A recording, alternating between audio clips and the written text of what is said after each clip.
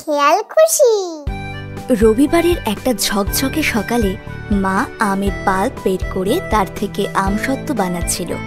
সেই সময় রাই আর ডোডো মায়ের কাছে এলো। মা মা, এটা কি বানাচ্ছ তুমি? আমসত্ত্ব বানাচ্ছি ডোডো সোনা। কিন্তু আমসত্ত্ব তো সলিড হয় মা, এটা তো লিকুইড।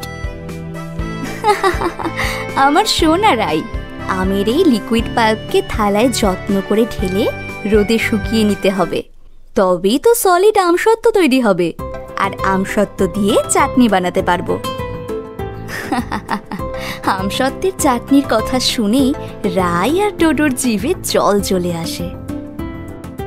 মা, তাড়াতাড়ি এটাকে রোদে শুকোতে দিয়ে দাও, আমার জিভে জল চলে এসেছে।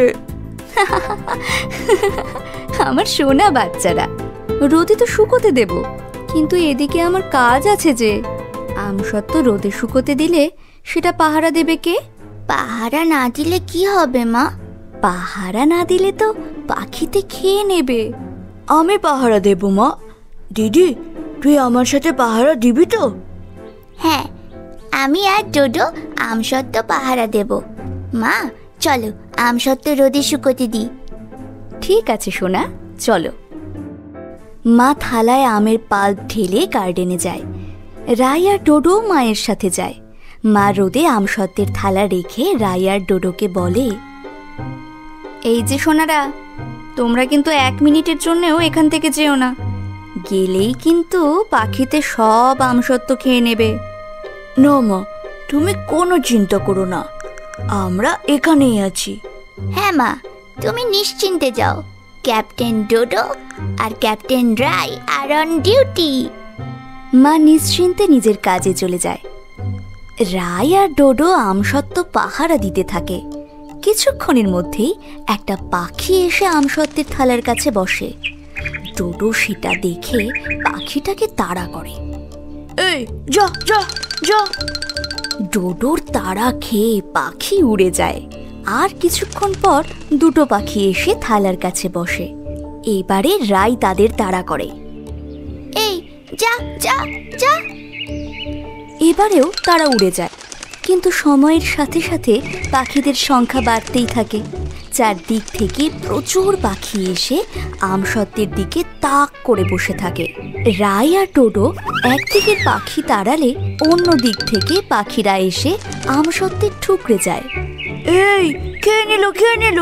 আমাদের সব আমসত্ত্ব খেয়ে নিল পাখিতে। দিদি, এত পাখি একসাথে তাড়াবো কি করে?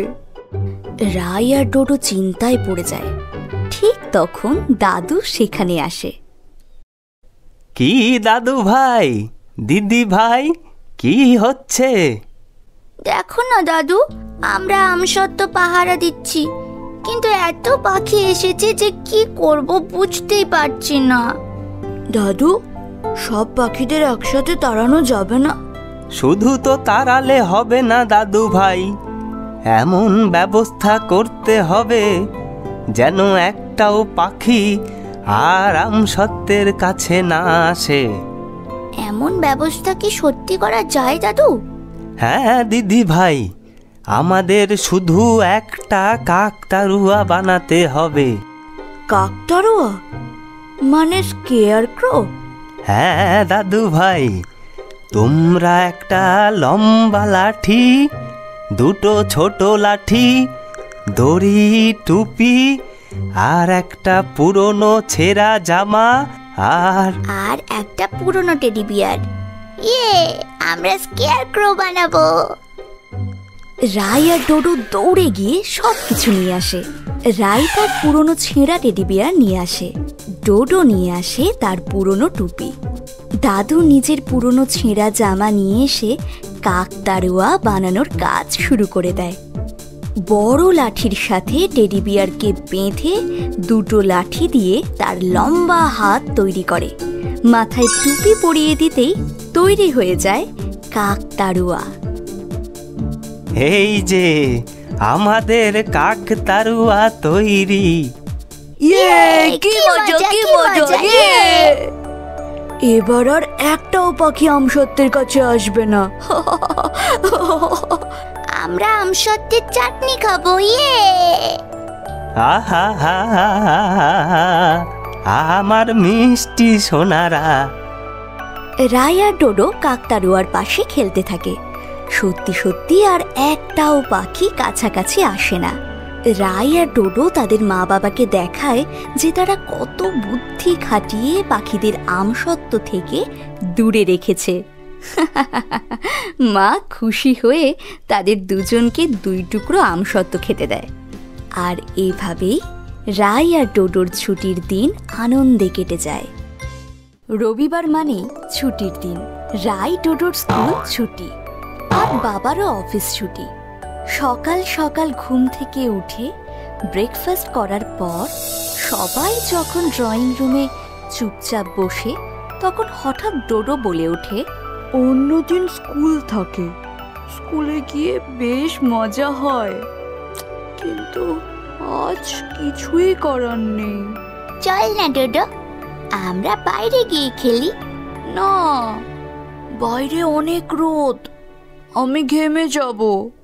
হ্যাঁ বাবা, এই রোদে বাইরে গিয়ে কাজ নেই, শরীর খারাপ করবে, তোমরা ঘরেই থাকো। হ্যাঁ, সেই ভালো। আচ্ছা বাবা, এমন কিছু খেলা যায় না যেটা খেলতে গেলে বাইরেও যেতে হবে না, আবার অনেক মজাও হবে?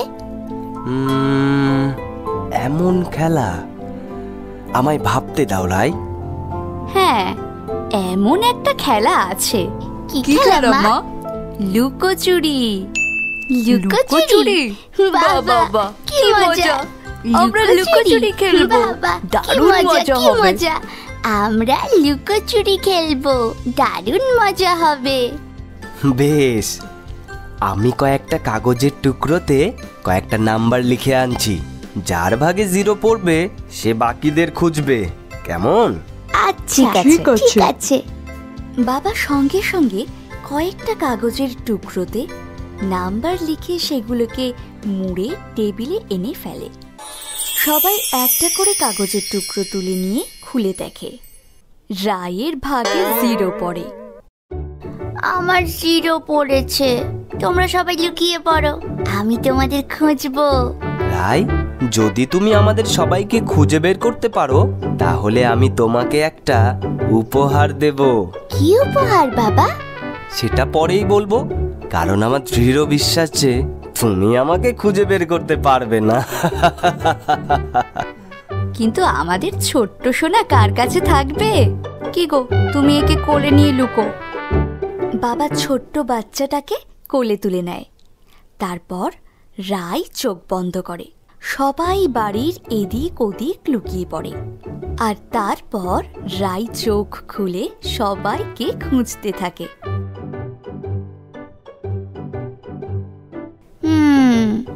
আমাকে প্রথমেই ভাবতে হবে যে কে কোথায় লুকোতে পারে। মা কোথায় লুকোতে পারে? মায়ের ফেভারিট জায়গা হলো রান্নাঘর। রান্নাঘরে মা আমাদের জন্য টেস্টি খাবার বানাতে ভালোবাসে। আমি রান্নাঘরেই দেখে আসি।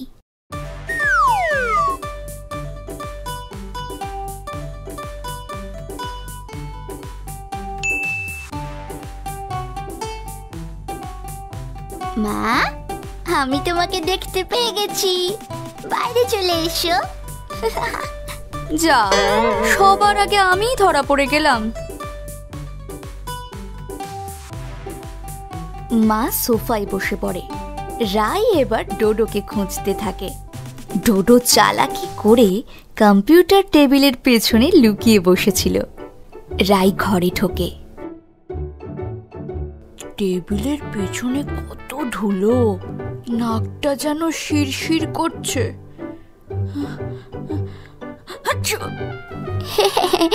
ডোডো, বেরিয়ে আয় ভাই। যা, এই ধুলোর জন্য ধরা পড়ে গেলাম। এই জন্যই মা সব সময় ধুলো পরিষ্কার করতে বলে। ডোডো সোফায় বসে পড়ে। এবার রাই বাবাকে খুঁজতে থাকে। বাবা আমাকে চ্যালেঞ্জ করেছে, বাবাকে খুঁজে বের করতেই হবে। ওদিকে বাবা অন্ধকার স্টোর রুমে লুকিয়ে সেখান থেকে কাউকে খুঁজে বের করা অত সোজা নয়। কিন্তু বাবার কোলে আছে দুষ্টু বাচ্চা। বা বা এখন আওয়াজ করো না সোনা, না হলে বাবা যে ধরা পড়ে যাবে।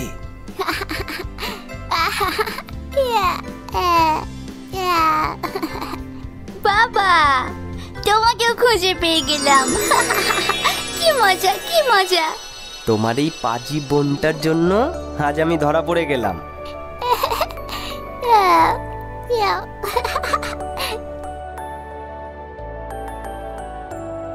এবার বলো, আমাকে কি উপহার দেবে? হ্যাঁ বাবা, বলো।